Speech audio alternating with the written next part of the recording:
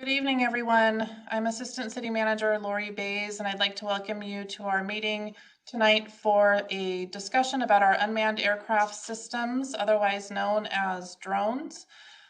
This is a discussion that was requested by Council when they approved a drone program on February 16th for the police, fire, and parks departments, with the understanding that we would go out to the community and discuss the uses of these drones for city business, as well as the policies and procedures that would be put in place to govern the drone program and make sure that we are utilizing the program to provide more efficient service, as well as provide a benefit to our community and make sure that we're protecting privacy rights of our residents. So that's what we're here to discuss today. I do want to take care of a couple of business items before we start. We do have an interpreter on the line today for anybody who needs Spanish language translation. So I'd like to introduce Elsie Duarte, who can introduce herself to the audience.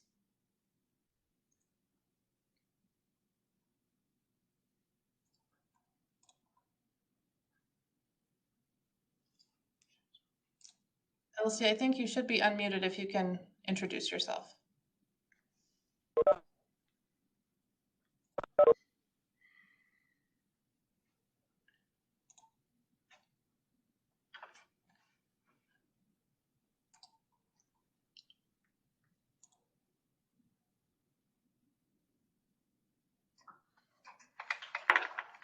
We're having some technical difficulties with that, so we will come back to Elsie in just a moment. I will also note that we are recording the meeting this evening so that we can post the presentation on our website, but I will let you know that we will stop recording when we get to the end of the presentation and have the question and answer period. So you won't be recorded if you participate at that time and ask a question. At the end of the presentation, we will provide 2 minutes for anyone who would like to make a comment on the presentation or ask a question. We will do our best to answer questions immediately after the presentation, but we may not be able to answer everything. We are compiling questions and comments for review after all of the sessions are done in each council district, and we will be able to post a frequently asked questions document on our website. We will also be presenting follow-up to this meeting and any changes that are made to our policies because of this meeting or these meetings at the May 11th Public Safety and Justice Subcommittee meeting. So if you would like to join us there, that would be great as well. And if you want to review the entire policy for the police department or the fire department, as well as the administrative regulation that governs the program itself, you can review those on our website at Phoenix.gov/newsroom. So with that, I'll see if we can check in with Elsie one more time and have her introduce herself to the audience. Hello, can you hear me? Yes. Hello, can you hear me? Yes, we can. Okay, wonderful. Thank you. Hello, my name is Elsie, and I'll be serving as the Spanish interpreter for today's community discussion. I will now take a moment to introduce myself to our Spanish-speaking audience. Buenas tardes y bienvenidos a la discusión comunitaria sobre el sistema aéreo no tripulado. Mi nombre es Elsie Duarte y estaré sirviéndoles como intérprete a nuestra audiencia de habla hispana. Deseamos pedirles de antemano al momento de dar un comentario público favor de hablar despacio, con claridad y evite tener distracciones de fondo. Finalmente, haga una breve pausa después de cada una o dos oraciones para poder interpretar lo que se esté diciendo de la manera más completa posible. Muchísimas gracias. Thank you. Thank you, Elsie. And I would also like to quickly recognize Felicita Mendoza, who is the Chief of Staff for District 6. She's participating with us today, listening to the presentation. So I just wanted to say thank you for joining us, Ms. Mendoza, and welcome to everyone who has joined our District 6 presentation this evening. So with that, I'm going to turn it over to Assistant Fire Chief Daniel Seville, who's going to begin our presentation and talk about the overall governance structure of the program. Thank you, Assistant City Manager Bays. Good evening. I am Assistant Fire Chief Danny Seville with the Fire Department. Joining me tonight here is Captain Brian Garanin from the Phoenix Fire Department, Commander Brian Lee from the Police Department, and online is Deputy Director Jared Rogers from the Parks and Recreation Department. We appreciate the opportunity to be here tonight and talk to the residents of Council District 6. Our goal is to inform and educate the community on the City of Phoenix proposed Unmanned Aircraft System program, or as what is commonly called the drone program, and the benefits we believe that can be realized from such a program. I'll be presenting on the overall city program and the structure we have created to manage all city department UAV programs, and we will then have representatives from the Fire Department, Police Department, Parks Department present on the individual department programs. To quickly go over the presentation overview, there's a specific areas we will address tonight include the following topics: the benefits of an unmanned aircraft vehicle program or a UAV program, the city UAS UAV program development, the overall city program structure, the safety measures that have been put in place along with the regulations that we will be following, as well as the individual department UAV programs and the history of what we've gotten thus far. First of all, the potential benefits that we see with the UAV program. A UAV program can offer multiple benefits to the City of Phoenix that include some of the following. First of all, increased safety. Safety is important to us as employees of the City of Phoenix. Being able to limit people in hazardous environments before obtaining an initial assessment or completing work with a UAV, not having to place an employee in the environment is very critical and important to us. Workforce multiplier is also a critical component for us too as well. The use of a drone will enhance current staffing levels. Simply, a drone will allow an individual employee to do more, which is critical in today's environment of workforce competition and staffing challenges. We see greater efficiency and effectiveness, the ability to deploy UAVs on large fire incidents or hazardous materials incidents, mountain rescues here in the summertime in Phoenix, accident scene investigations for our police department, or inspecting the hundreds of miles of trails in our mountain preserves are all activities that can be managed more effectively with a UAV program. Simply put, there are infinite opportunities with a UAV program. Program development history. Our efforts began in 2016 as a city to get where we are today. Our goal was to create a structure that provided the necessary oversight while still ensuring each department could complete their unique mission to serve the community and its members. Multiple city departments that included the Fire Department, Police Department, Office of Emergency Management, Information Technology, City Attorney, and others have been involved in this process. With technology expanding and changing constantly, ensuring that our policy was not out of date before implementation was a priority. We are in the process of contracting with a subject matter expert as we speak to help monitor the implementation of our programs. This will provide an additional expert to ensure a successful implementation of the UAV programs, while at the same time allowing us to gain insight into best practices that may already exist. These efforts finally culminated into a City of Phoenix administrative regulation, a city AR, that will provide a governance structure for all departments that choose to implement a drone program. The proposed governance structure is as follows. The citywide governance structure that was developed was created to ensure all city programs met the necessary requirements and parameters, while still allowing for each department to be able to execute their mission to serve our community. Two of the key components of the City AR or administrative regulation include the Technical Security and Privacy Subcommittee and the Executive Committee. First of all, the Technical Security and Privacy Subcommittee consists of the Fire and Police UAV Program Managers, City Attorney, Information Technology, and our city's Risk Management Department, with the responsibility of reviewing the individual department drone programs and procedures, ensuring that compliance with city standards, privacy protections for our community members, cybersecurity, and insurance requirements are some of the things that are met and followed out of the TS&P program subcommittee. The executive committee will provide the final approval after reviewing the department request and considering recommendation from the TS&P subcommittee. Members of the executive committee are the assistant city manager, the police chief, the fire chief, aviation director, and our chief information officer. Much of the focus will be based on to ensure transparency, ensure consistency in application of our programs and our policies, to protect the privacy, and a path for future department programs who want to implement a UAV program. Safety measures we've talked about. Safety measures that our departments will require to implement and work within include the following. Initial training will include 40-hour classroom and hands-on flight training for our pilots. These will be FAA certified pilots, and all pilots will be required to attend monthly continuing education courses.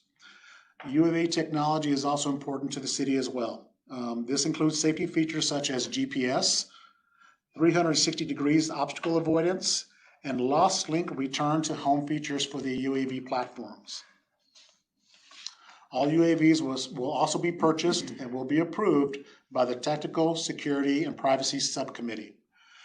Each UAS program manager will develop an inventory maintenance plan that includes software and firmware updates, battery maintenance and replacement cycles, preventative maintenance schedules, and coordinating warranty and maintenance work with third-party vendors and/or manufacturers. Lastly, regulations. All departments that operate a UAS program will be governed by multiple regulations and standards that include the following. The Federal Aviation Administration, City of Phoenix, AR, the administrative regulation we've already mentioned, information technology and security standards to ensure we have compliance, and privacy standards that we will work closely with our privacy attorney and our law department. I will now turn the presentation over to Fire Captain Brian Giernan to present on the fire department proposed program. Thank you, Chief Seville. Thank you, Assistant City Manager Bays.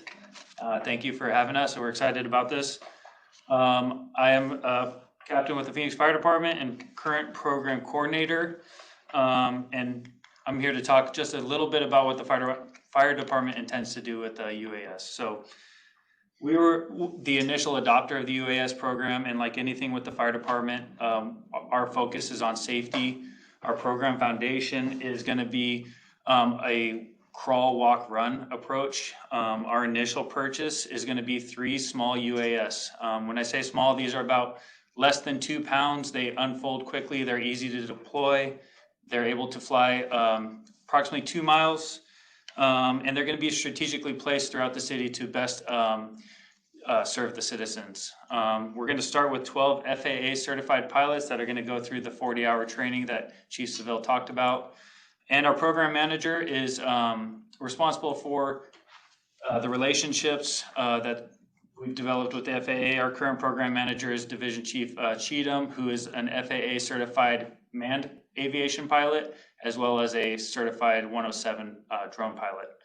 And then we've based this and we've met with industry leaders across the country, from LA City Fire to FDNY, Austin, Texas, and we were able to take from their programs best practices and also including the federal, state, and local level of standards. The uses that we've identified that we can immediately make an impact with drones are included here: mountain rescues, structure fires, hazardous materials calls, brush and wildland fires, and then those non-emergent applications. So obviously the mountain rescues, as Jared Rogers will speak about later, we have thousands of miles of hiking trails, and having a drone on these calls would allow us to size up the situation, locate the patient, and more rapidly extricate them off the mountain and get them treated and transported. Structure fires, we would be able to launch these, get 360-degree aerial views The drones that we're looking to purchase include thermal imaging, which would allow us to see hotspots, allow us to evaluate exposures, and again, condense the time it takes to make critical decisions. Hazardous materials calls, these calls are extremely dangerous, and the ability to use these drones to get in the air and help us size up the situation, see if we could follow a cloud, we can potentially put the drone in a position where we wouldn't have to put personnel. So we're looking at those types of calls, and then the brush and wildland fires that are increasing. Using these on those calls would allow us to evacuate or identify cutoff areas, identify evacuation zones, and make those notifications in a more rapid manner. So the non-emergent applications would be for training purposes and potentially fire investigations. Just in these 4 or 5 incidents, we would have dispatched drones and used them on 1,200 calls just last year. Chief Seville mentioned regulations. Beyond the FAA and federal, state, and local laws, we also use the NFPA, which is the National Fire Protection Agency. Right here, NFPA 2400 is the standard for small unmanned aerial systems. So we use that. And then we've also, our Phoenix Fire Department SOP has been approved by ITS and has been looked at by privacy attorneys and is up to all privacy standards. And speaking on privacy and security, our drones will only be used for Phoenix Fire Department operations. We will follow Federal Trade Commission guidelines, and along with the safety measures, these drones come with enterprise grade security, which is the highest grade that public safety uses. And data management. So currently, our plan is to use these as strictly a live stream. We are not planning on capturing any pictures or videos. We would like to in the future, as we move forward with that crawl, walk, run, we will look at data management. All of that will be approved through the TS&P subcommittee. And then all of our procedures have been reviewed and vetted by the city's privacy attorney. And I believe that is the end of my part of the presentation. I'm going to pass this to Commander Brian Lee with the Phoenix Police Department. Good evening, everyone. I'd like to thank Assistant City Manager Bays, our City of Phoenix professional staff, our office staff for the District 6, and most importantly, our residents of District 6 for joining us for this very important conversation tonight. Again, my name is Brian Lee, and I'm the commander for the Phoenix Police Department's Homeland Defense Bureau. And I'd like to talk a little bit about how the police department intends to utilize this program and how it would be managed. I want to give a little overview of some of our practical use cases we've identified, and I'd like to talk a little bit about what the program is not designed to do. As you can see from this slide, the type of platforms that are available by manufacturers vary greatly. The police department is looking to make sure that whatever platform is selected, that it is right sized to fit the specific application and the specific mission that it's to be applied to.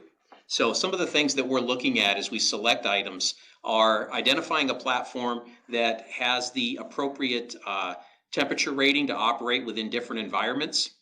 We look to see what platform can have the longest or most extended flight operational time. And then we also look at things like overall durability of the platforms for the specific mission that we're looking to deploy them for.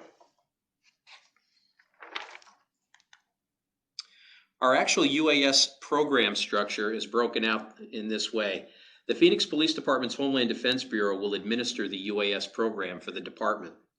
It will consist of a sworn supervisor that will be assigned as the Homeland Defense Bureau UAS program manager.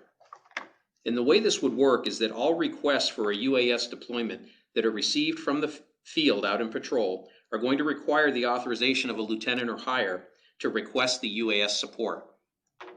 These requests for support will go directly to our UAS program manager, who will review the request, make sure that the request falls within the confines of our approved department policy and our city administrative regulation, And if so, we'll deploy the appropriate platform for the mission to be flown, as well as the pilots to fly the mission.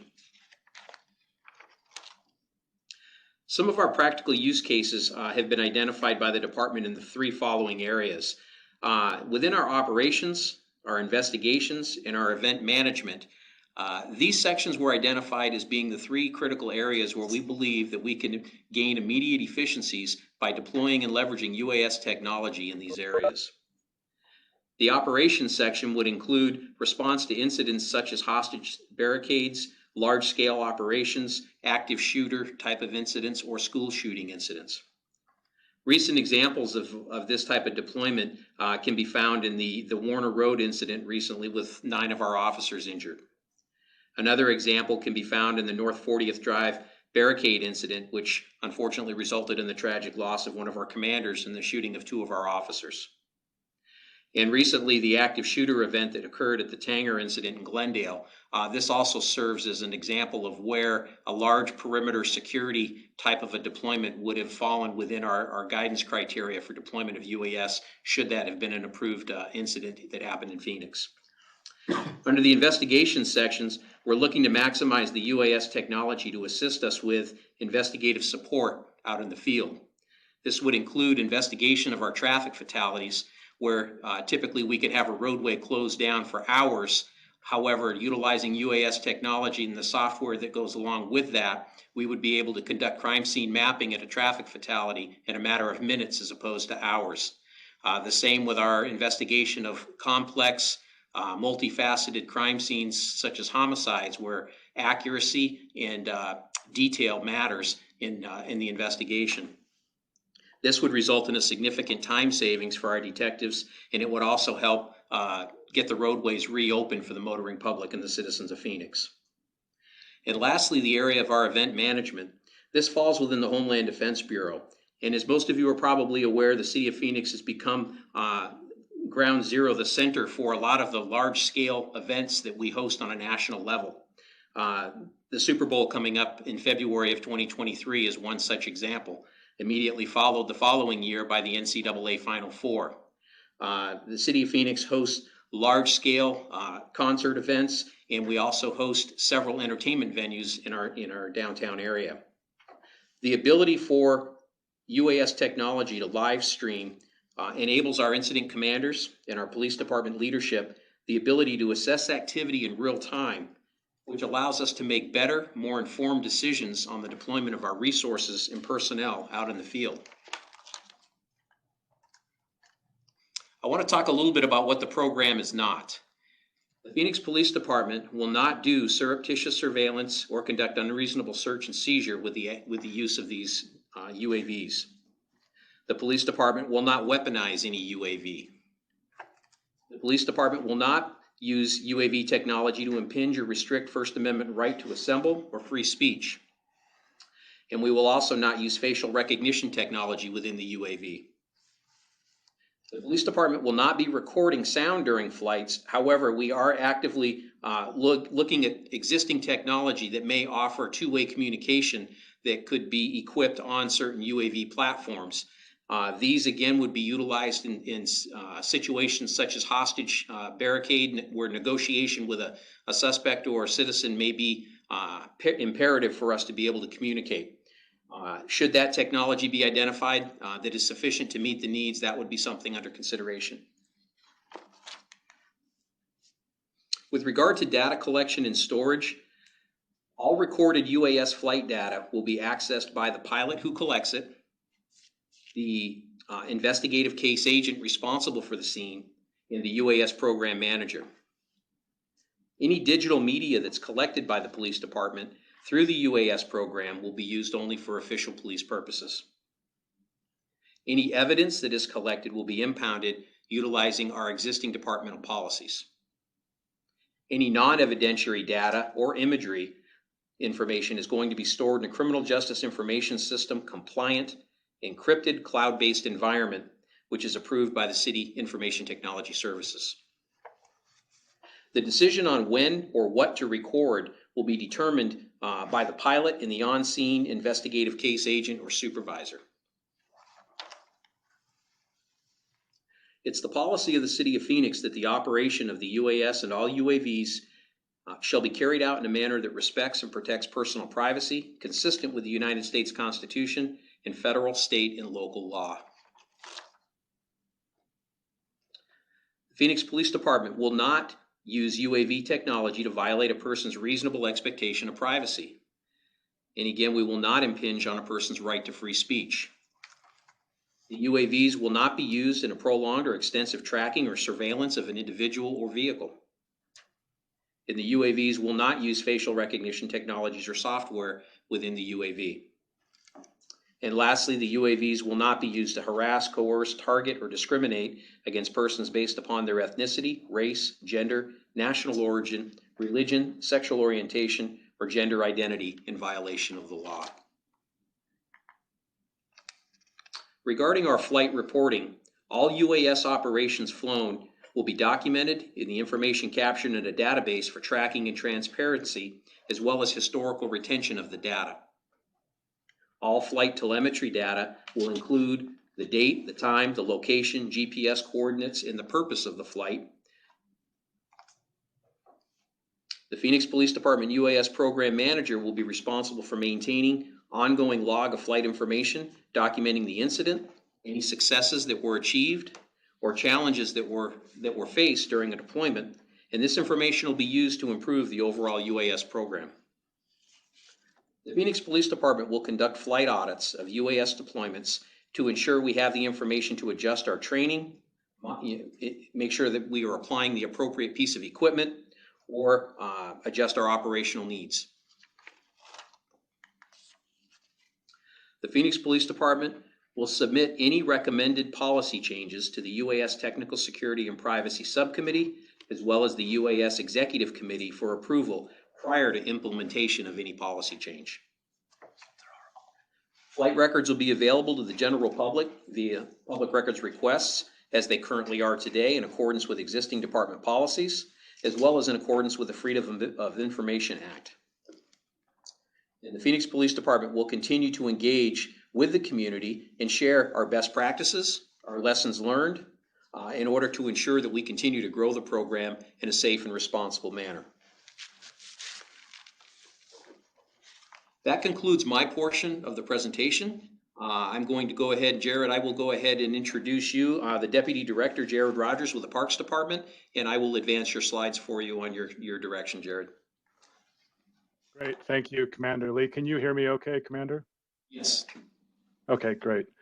Thank you, residents of District 6 and staff as well, for the opportunity to present some of the uses that the Parks and Recreation Department would like to utilize UAS systems for. Next slide, please, Commander.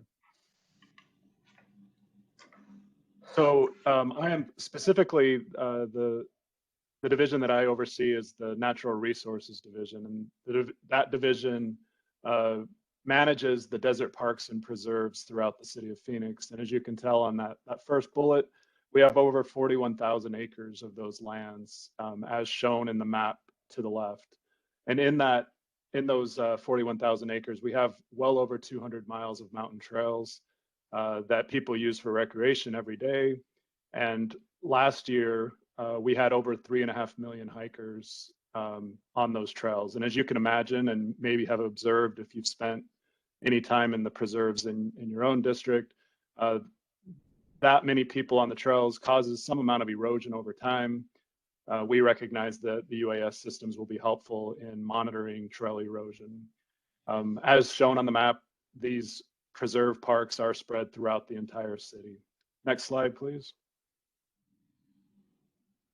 So these are some of the case studies, as previously mentioned. Trail inspection, we know that we can utilize imagery captured by UASs to identify problem trail areas over time. As we compare photographs year to year or before a project of trail repair and after a project of trail repair, it'll be helpful for training purposes and for tracking the progress that we make as we seek to keep our trails in tip-top shape.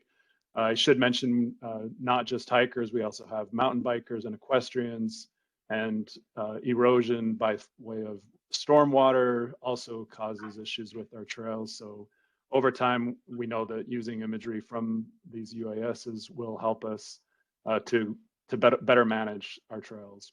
We also have many cultural resources, archaeological sites within the preserves, and we know that it would be a best practice to limit the amount of foot traffic that we need to undertake to get to some of these sites and be able to monitor them remotely by use of the UASs as well.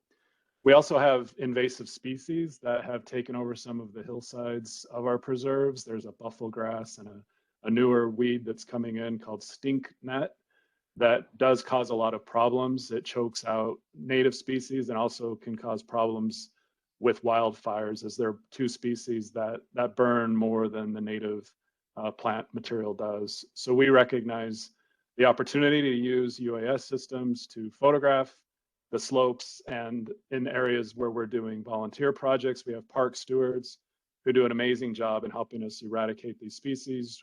We know that we'll be able to rely on them, on the imagery, to help identify the progress that we're making over time with eradicating these species.